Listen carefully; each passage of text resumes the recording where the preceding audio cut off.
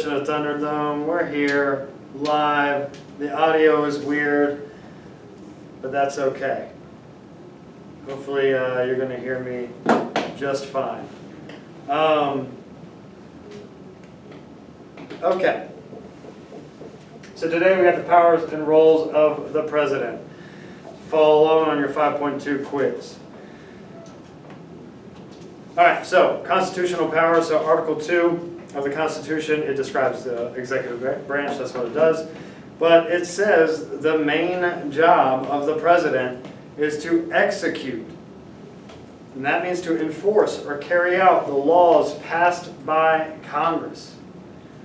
Some of those powers, the president has are listed below. Veto bills, call Congress to a special session. Usually that's the State of the Union address, but serve as Commander-in-Chief, the head of the military.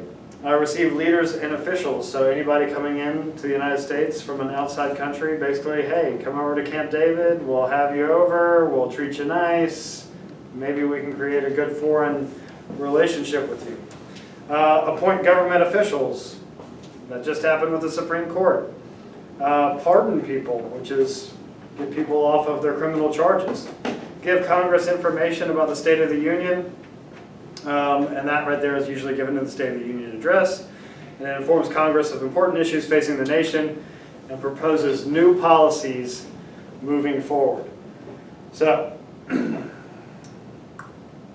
one should have been answered. Okay, so what a role of the president, probably his top role, is the chief executive. He is the head of the executive branch. He really is the head of most of the federal government.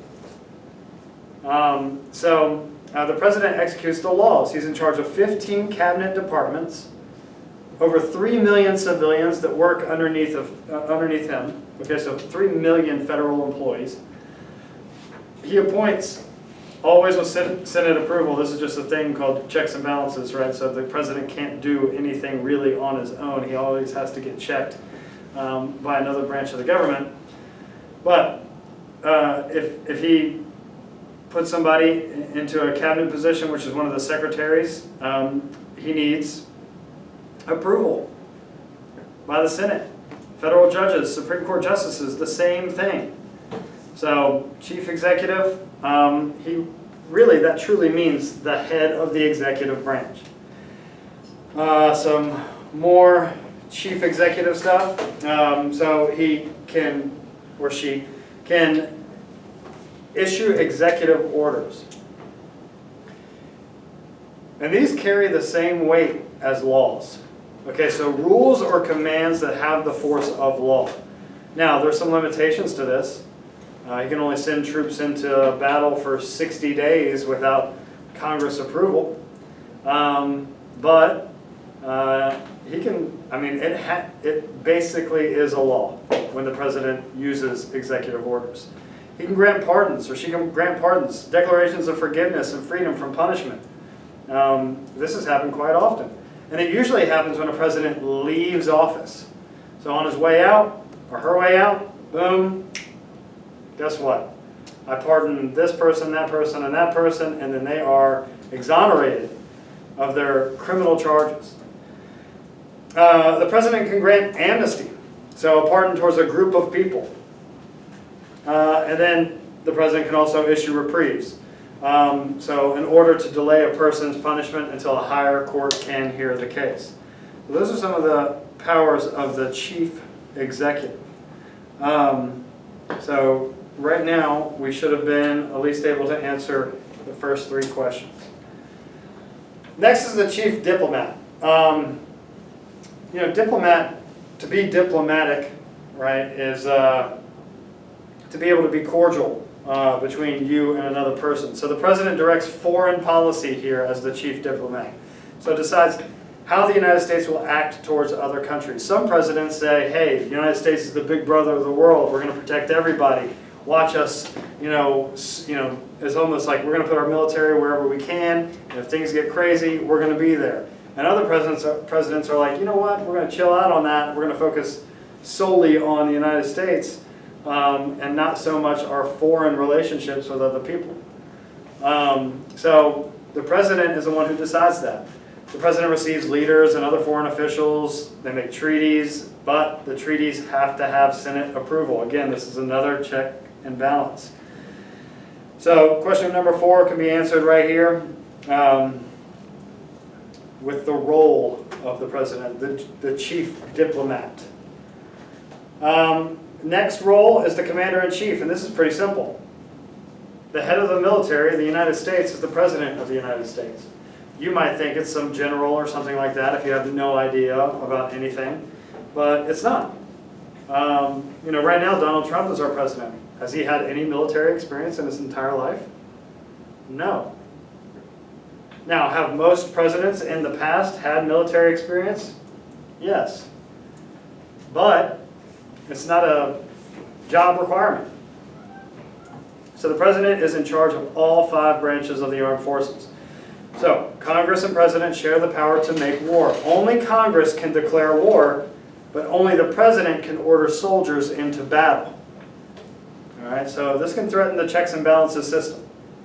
Again, the president can say, hey, I'm sending troops over there, and Congress either has to approve or deny the fact that we're in a war, and if we're in a war, then they can stay, and if they're not, then they keep on, you know, every 60 days, it's pretty much, you know, you got to bring them home, and you can send them right back if you want.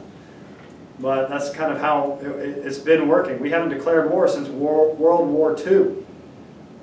And have we been involved in wars since World War II? Yes. So that was kind of brought up by the 1973 War Powers Resolution. All right. So that right there should be question number 5. Next is the legislative leader. So in the executive branch, who is the legislative leader? The word legislative means to create laws. So the executive branch proposes most legislation every single year. That means that Congress gets a lot of the bills that they decide to make laws or to not make laws. They get them from the executive branch. Okay, so the executive branch proposes most legislation bills every year. Every president has a legislative program, new laws that they want Congress to pass. They try to build support for their programs. I mean, you definitely heard this before, Obamacare, right? That was one of these types of programs. And then Congress and the president sometimes disagree on new legislation, and that's where veto power comes in. You know, the president has the ability to stop a bill from becoming a law. Okay, so all right, was question number 6. Then we have head of state, chief of state, and this is basically being the figurehead of the United States. Now, when you're the figurehead of the United States, you are representing the United States. You are, period, okay? You know, it's like the Queen of England. Can the Queen of England necessarily do anything? Like with power? Not anymore. She's just a figurehead. She's just this person who is just like, oh, okay, look, that's the royalty of Great Britain. But the president does act like that for us, but it's just one of his roles. So the president acts as the living symbol of the nation, hosting foreign leaders, carries out ceremonial functions, so lighting the national Christmas tree, throwing out the first pitch, pardoning the turkey on Thanksgiving, all that kind of stuff. Pardoning the turkey? Yeah.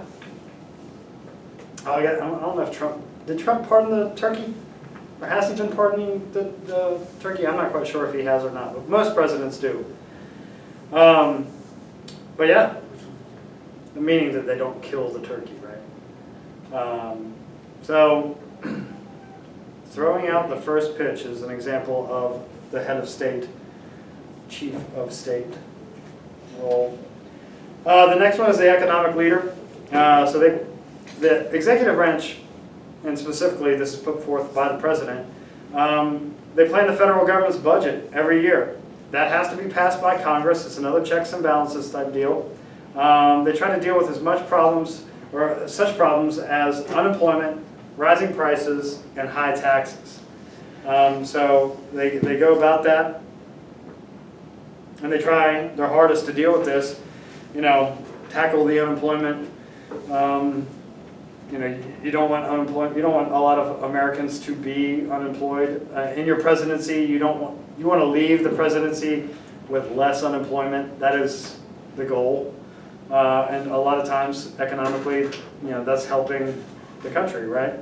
So, and then, so this is the annual federal budget process.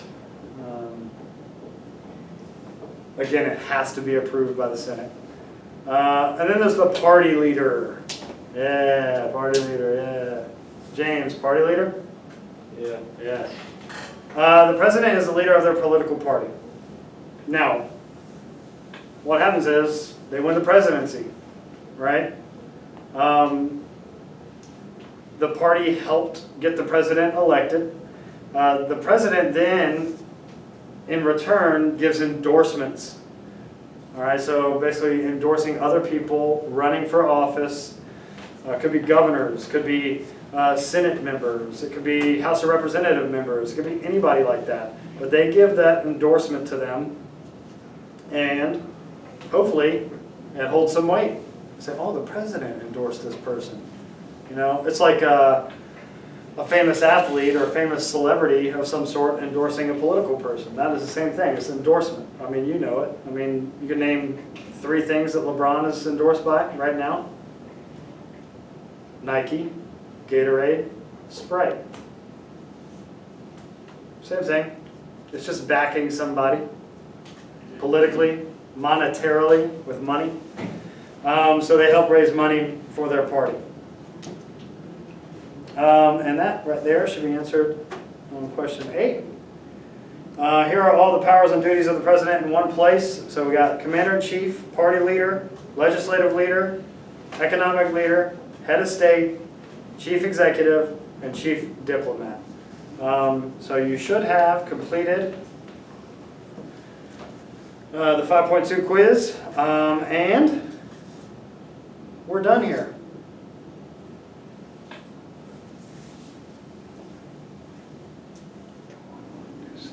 Thank you.